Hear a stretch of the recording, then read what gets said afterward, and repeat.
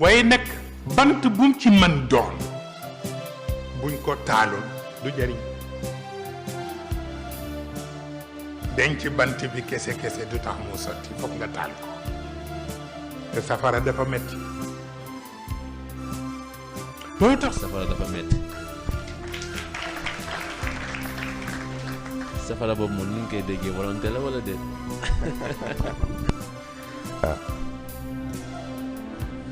adversité ndax xam nga nit dafa am fonctionnement dafa am mécanisme boo xam ni boo ko joxee résistance mu jox la force kon nag volonté mënul jëp ci rek tàkk noonu déedéet volonté mooy ba nga taalee safara gi ba pare war ko jël boole ko bant bi foofu la volonté di intervenir waaye safara bi en tant que tel mooy adversité mais adversité day fekk nga nangu ni adversaire la ndax tey jii nit ki bu fekkee moom xam nga mooy li ñuy wax naan ki nga xam li mu nekk jàpp na ne dara nekku ci munoo fexe ba mu jóge ci ki nga xam ne tey jii moom jàpp ne li mu nekk looloo war a nekk li mu nekk loolooy mbiram munoo wax ak moom mukk mu gis la naan parce que xas na jàpp loolu li mu mën a def kay mooy dem ba gisal boppam ne nekkee dafa juum negam bu boobaa dina am humilité wu nangu ko yooyu dafa bokk ci paramètres yi ndax xam nga sax ci nafs dafa am intervention fii ndax nafs bu fekkee dañ ne outil la outil boo xam ne yaa ko war a yar tënku ko ci li nga bëgg mu dox c'est vrai il faut nga am foo jaar ak moom xëy na indi nañ envie indi nañ besoin il faut nga xam fan la yar bi ne fan la yat bi nekkee farata ak fan la yàpp gi nekkee farata ndax xam nga ki nga xam ni wóor na la ni yàpp gi la soxla ci yow waaye yooyu am na loo soxla ci moom da ngay xool noo def ak moom ak yàpp gi rek teg ko ci kanamam waaye bu ko jox teg ko ci kanamam waaye bu ko jox mujj gi moom mooy commencé négociation yi ne la waa léegi d'accord dinaa wàññi waaye man lii laa soxla nga ne ko déet ma tamit dama am samay condition noonu la ñuy yaree bàkkeen waaye bu demee bay rëcc sa loxo nag nga xam ni fii nekkatul domaine de négociation da ngay régler un problème foofu nag ci la yat gi di dugg gis nga nag mën a équilibrer ñaar yooyu mais gis nga li intéressant mooy ci ni ko góor gi indee mbalit yooyu muy bàyyi lan moo tax mu koy defee noonu xam nga nañuy bàyyi xel ni lii mooy jot a expliquer nii amul dara lu raxagu mbakken bakken ca nam nekkee bakken la waaye bu yeneen éléments yi duggee entourage bi dugg wax yu sew yi dugg cokkaas yi dugg jay yi dugg li intéressant mooy foofu nag la bakken di commencer bew bu bàyyee nag nafs baatu nafs dootu ko doy il faut mu wuti beneen tur di jaani moom léegi borom daraja la daraja boobu nag lay jël ne comme moom nag léegi borom daraja mooy jël décision lii moo ko neex ci këram lii neexu ko waaye du xool ba xam lii moo gën ci këram wala lii gënul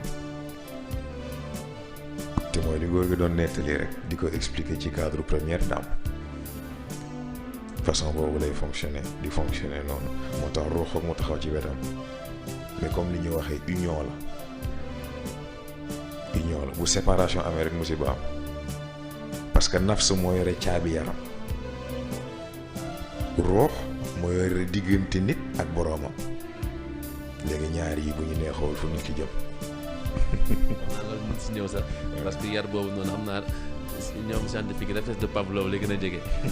dañ lay conditionné ba keroog ngay kii xam ne da nga am laaj loolu. comme ñun foofu laaj bi ñuy dugal mooy comme li góor gi wax léegi nii si matière grise nga xam ne que ne cerveau ak liñ fi waxoon la dernière fois ci lobe bi yëpp constitution bi deux la matière grise bi ak substance blanche bi ci matière grise bi fa la ñuy wax ne fa neurones yi nekk neurones yi wax nañu suñu capacité bi ñu si mën a utiliser mënul dépasser 10% si consciemment donc ñu dem ba comme li nga ko waxee léegi nii jay yenn nay dugg sa bakken dugg ba nga ni donc nañu tijji yeneen produits yoo xam ne ni ay produits chimiques la yoo xam ne ni day stimuler matière grise boobu stimuler yeneen neurones yooyu noonu donc ñu xam ne aussi ba léegi cadre science trouvé guñ ci solution parce que amul kenn ku ko def ba tax sa niveau mental am supérieur te 10% yooyu te amoo yenn pathologie yu ci topp donc ñuy wax ci côté beneen bi nga xam ne du science nan la ñu mën a def ba atteindre 100% yooyu te duñu wut ay produits chimiques. waaw mais xam nga man li may njëkk a posé nit ki bu fekkee bëgg na contrôler mais lu tax administration produits chimiques yooyu nekkul ci loxo c'est-à-dire que contrôle bi ak lu mënti xew rëccul loxo nit wax ji mooy échange bi mu war a def ba ñu jox ko loolu moom lan la war a jox foofu en fait la jafe-jafe yi nekk parce que bu dul sax ruux ak participation xel ci boppam war na mën a àgg ci stade boobu mais nag problème bi comme ni ma ko waxee nan ngay fexe ba contrôle inconscient boobu nga xam ni moom la xel di am ci yow moom la xel di doxalee li mu war a doxal mu koy doxal cerveau bi li mu war a communiquer ak yi ci des ci wàllu information ci wàllu décision mu communiquer leen ko et pourtant yow doo ci mën dara yow mi nga xam ni yow yaa ne yaa nit ki nan ngay fexe ba contrôle boobu nga récupérer ko xam nga da ngeen di bàyyi xel ni yàlla ku bëgg natt nit la ku bëgg test la mais gis nga test bi foofu la nekk parce que balaa ngaa contrôler dara il faut nga xam ko mais nag bu fekkee da nga bëgg a yemale sa contrôle ci lii laa foog ci sama bopp mënul dem balaa ngay contrôler dara il faut nga xam ko boo ko xamee ci nga xam fan nga koy jaar ba mën ko utiliser optimalement gis nag foofu nag la affaire yi di intéressant parce que amul kenn ku la mën a wax ni façon bii rek la xel bu nekk ak ni mu bindoo xel bu nekk ak ni muy fonctionner nit ku nekk ak li dajee ci moom kon nag tey nit mën na dox ci mbedd yàlla defal ko sutura mu gis dara loolu am lu mu débloqué ci moom waaye am na ñoo xam ne tey jii fekk mbëkkuñu fukki mur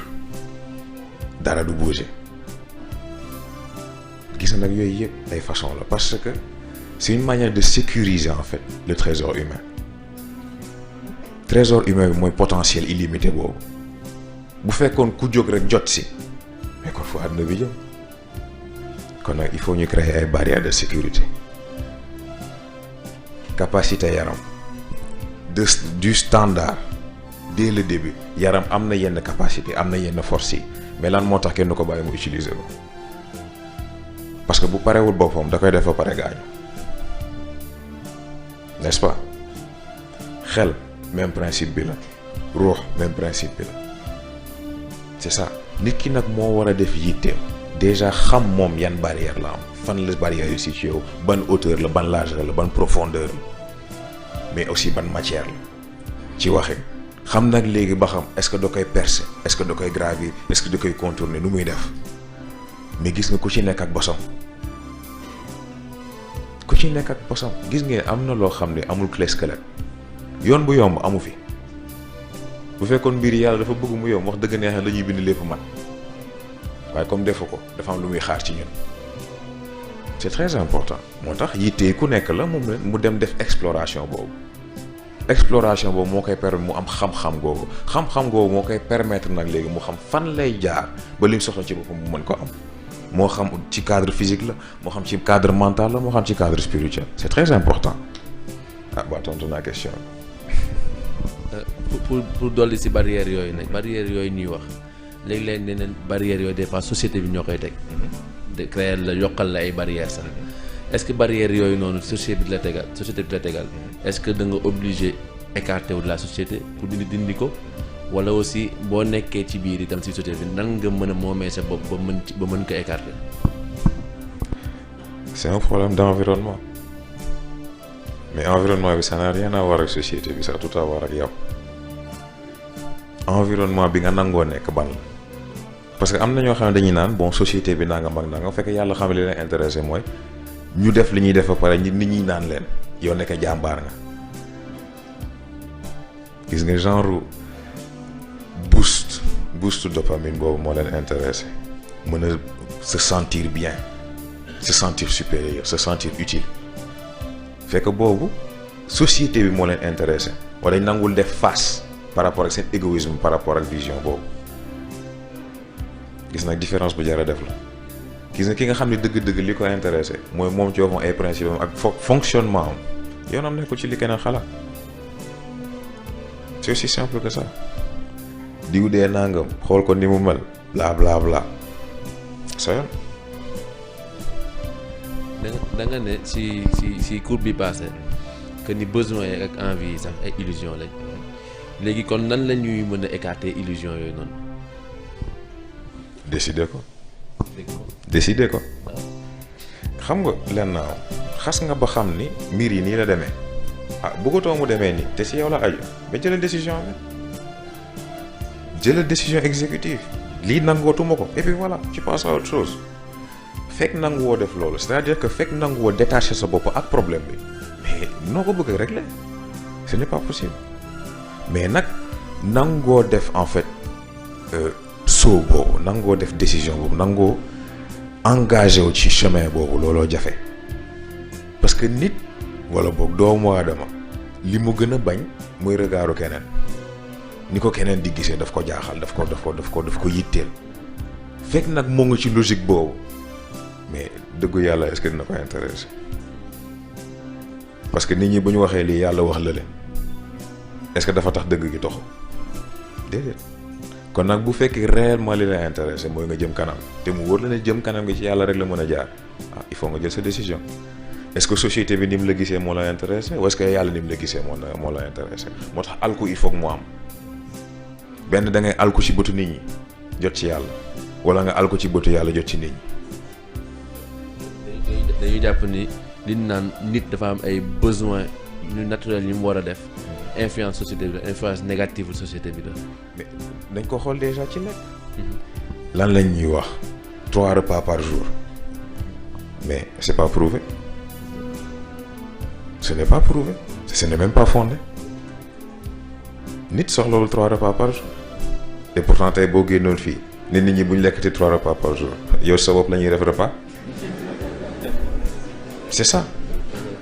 pour wax la ne en fait malheureusement nit dafa am mécanisme boo am c'est-à-dire que nit bëggul dégg dëgg dafa bëgg dégg li mu jàpp ba pare ñu waxat ko ci beneen façon rek kon nag foofu dëgg intéressé woo ko confort de pensée moo ko intéressé te loolu dafa jar a moytu mais nag nangoo def étude boobu mooy wax ci di nga gis comme li ma wax léegi 3 repas par jour nit soxlawul 3 repas par jour ñu ne la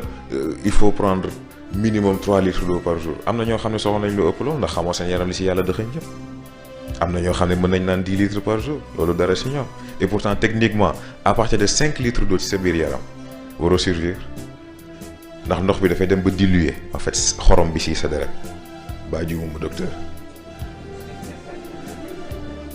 baa jiwuma waaw voilà boo ko xasee ba diluer nag la complication yi dugg gis nga yii yëpp ay façon la mën a xam nag yow exactement sa fonctionnement nu mu demee gis nga loolu lay wax ci nangoo def mbir boobu nangu gi c'est là où tout réside xam nga buñ ne bu for yombee sëgg jafe foofu lay dellu gis nga lii may expliquer yëpp mën naa ko expliquer mën naa joxe lépp waaye nit ki moo war a nangoo def le premier pas foofu rek la dellu. indi nga notion de différenciation. C'est important. Mais comment différencier une absence de conscience et le sommeil profond de la conscience? L'absence de conscience, elle est choisie. Le sommeil profond de la conscience, elle est subie.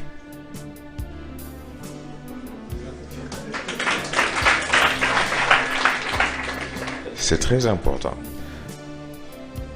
Parce que xam nga dañuy wax animal l'homme animal nangam ak nangam mais lan moo tax loolu parce que yaram mën na fa nekk xel mën na fa nekk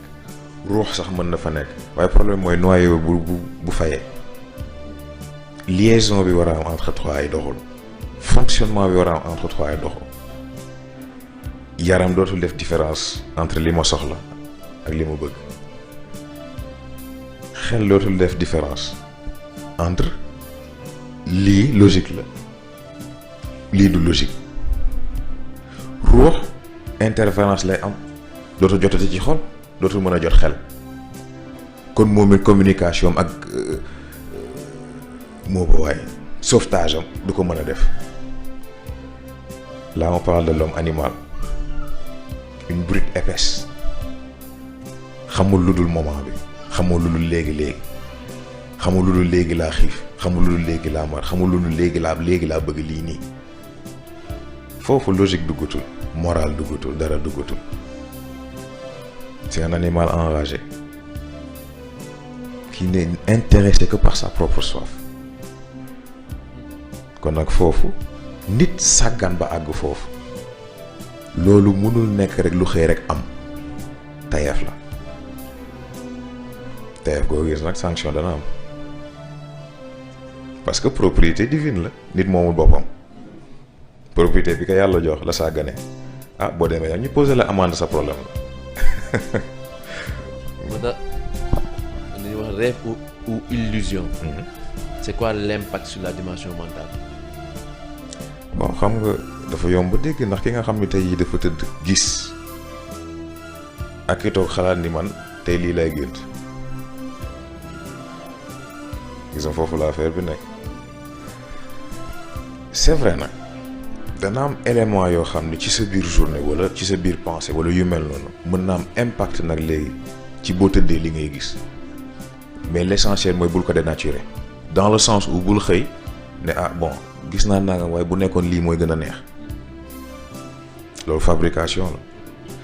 li ma jaaxal ci loolu nag mooy ki nga xam ne léegi jàpp ne bu fabriqué ba pare mën na ci nax yàlla c'est ça ndax dëgg xas na ba teg yàlla dëgg gi la yore nga ñëw ne da nga koy nax ne ko du noo demeewul nii la demee ah dina doy waar te xam nga yàlla sax laa wax waaye ñi yàlla baaxee boo yaakaaree mën nga ñëw taxaw ne leen ah bon nii la demee xam nga dañ ciy waxtaan ak Pape Cheikh Sarr mi ñuy waxtaan ci perception ma ne ko pourtant est-ce que xam nga ni mag ñi li tax wax leen lu dul dëgg jafe mooy gis nga nit bu taxawee seen kanam les 3 premières secondes xam nañ nit ki ci kaw ba ci suuf yi ko composé li xelam di fonctionner yan outils la ko yàlla jox lan la mën lan la mënul mais mieux que ça à gauche lépp li jot a jàll ci dundam tout son passé nii seen kanam à droite lépp luy ñëw ak point d'intérêt yi fan lañ war a mën a intervenir léegi kan moo mën a yore loolu pare nga naan don xaaral ma ñëw kii dama koy këpp ndox mënul nekk. da leen jox fiche récapitulatif nit ki. exactement. defe naa loolu lay waral Cheikh Abdou Aziz Dabakh yi bi mu wax ci nit kuy wax sa xadis yonent bi. dañuy gis ni leer bi génn sa gémmiñ. moom seen bët day jël loolu yëpp. dañuy wax ni choix. question de choix. nit bu ko defee danaan xel yi mooy wax.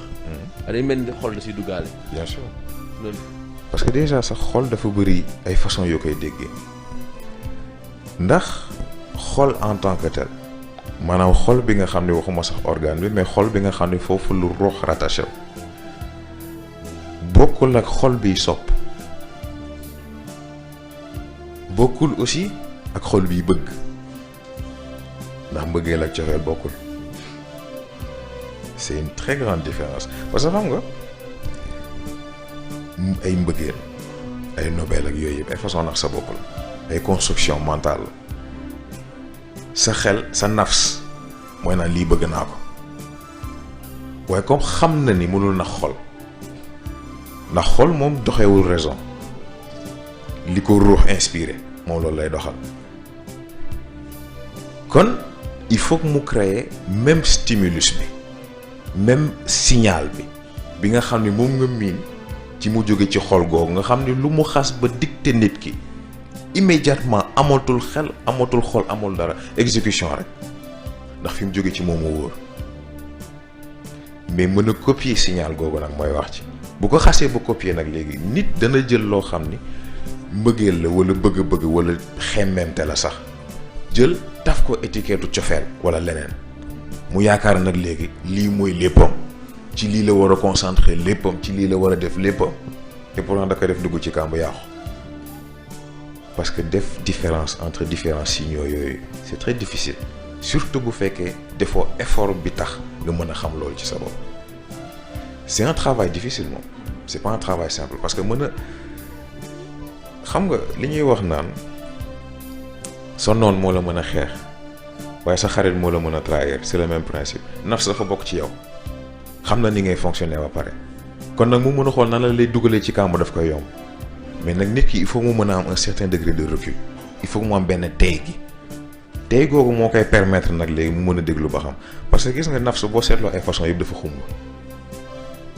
nafs dafa xumb dafa bëri ay dugg fi génn fi def lu ne ruux dafa tey ruux moom na coow li bëri da yër na la kay dugg fii mu jeex mais nag mën a xàmmee nag façon boobu moo jafe ndax xam nga malheureusement nit ñi xam nga da nga koy seetlu sax ci yenn question yi da nga gis ko poser question nga xam ne problème am du problème mu compréhension question bi mais problème mu compréhension boppam la amoon bay mën a comprendre question bi xam nag léegi éléments yi question bu nekk fii la wala fii la tàmbali wala fii la yam ce qui fait que problème am mujj gi lan la lii ngay tudd boo nee xel lan nga bëgg a wax parce que moom sax xamul fan la xelam tàmbaleeg fan la yam xamul fan la yaramam tàmbaleeg fan la yam xamul fan lu ruuxam tàmbaleeg fan la yam boo ko newoon tey ji lan mooy ruux dalay xool dalay jox rek benn définition sommaire nii rek waaye du la wax ni exactement ruux lii la ndax musul jot ci moom gis nga yooyu yëpp nag c'est dommage c'est dommage parce que waxuma sax nit àgg ci yenn niveau d'évolution yi mais rien que communication entre ñett yi rek yar na ku nekk c'est extraordinaire. donc si éducation boobu noonu mooy waral soit nafs bi di conditionner xol bi wala xol bi di conditionner yaram kii nafs bi. waa xol bi wala boog ban xol ngay wax ndax xam nga bu ñu nee xol comme ni ma ko waxee léegi xol biy sopp ak xol biy bëgg bokkul bëgg-bëgg ci xel la aju demee li tey jii nga ne nga gis ko la neex xam nga naxe bi fan lay commencer ba nga ko xasee ba bëgg da nga koo bëgg a bëgg da nga koo bëgg a bëgg gis nga xas na loolu xas na ba am gis nga processus mental bi nii lay demee boo xasee ba jël apparence bi da nga koy accrocher benn valeur morale bi ak benn personnalité bi ndegam sax nit ki xam nga ko gis nga à partir de foofu scénario mu la mu ngay bind kii non nii la mel nii la war a mën a mel nangam ak nangam bind ba mu mat bind ay téere sax nga xam nga problème bi fan lay nekk boo dajeek moom melul noonu moo tax da ngay xëy bëgg xëy mu dem tegewul ci dara loolu li nga bëggal sa bopp ay Nobel ak yooyu yëpp même système bi la c'est juste que bu si nekk nag léegi ak longévité bi muy am mais yëpp ay façon illusion la mais lépp ci xel la aju xol bi sopp ajuwul ci yooyu yëpp xol bi sopp mooy li nga xamante yi mook ruux bi c'est une connexion directe moom mooy en fait ambassade ruux ci biir yaram xol boobu amul logique amul dara moom message la message bi xas na egsi moom jottale na ko pare na ci ay yëg-yëg ak yooyu yëpp fa lay dugg ay yëg-yëg ak yooyu yëpp fa lay dugg ce qui fait que moom signal bu mu xas ba jot da koy transférer wax ji mooy nafs nag léegi xam nga góor gi moo ngi koy jàppale ni moom xaritu rebelle yi la gis nga foofu la problème bi ne nekk ndax moom day intercepter signal bi copier ko bu ko copier nag léegi moom suba xam na fan la lay jaar gis nga moo tax ne yar nafs am solo boo ko yaree mu mat la compagne boo ko yarul mu yàqal la lépp c'est tout